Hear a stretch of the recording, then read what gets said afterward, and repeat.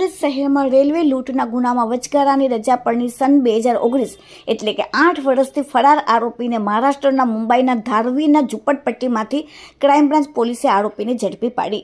Surat police કમિશનરના આદેશથી સમગ્ર સુરત શહેરમાંથી parole furlough jump ઇસમોને ઝડપી પાડવા માટે સ્પેશિયલ ડ્રાઈવનું આયોજન કરવામાં આવેલ છે.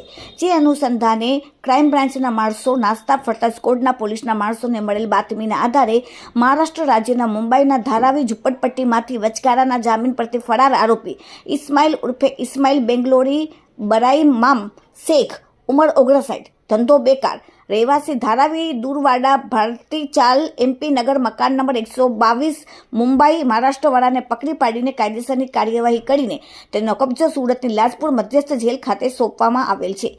આરોપી પર જુદી જુદી કલમો લગાડીને ગુનો દાખલ થયેલ છે.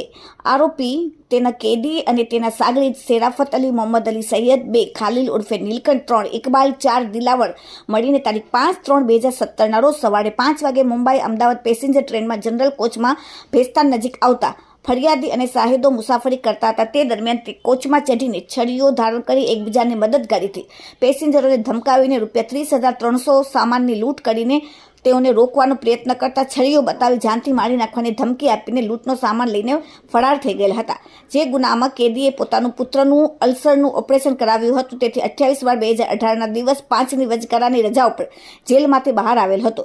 ત્યારબાદ તેને 5/12/2019 રોજ જેલમાં હાજર થવાનું હતું, પરંતુ સમયસર જેલમાં હાજર ન થતાં ફરાર થઈ ગયેલો હતો.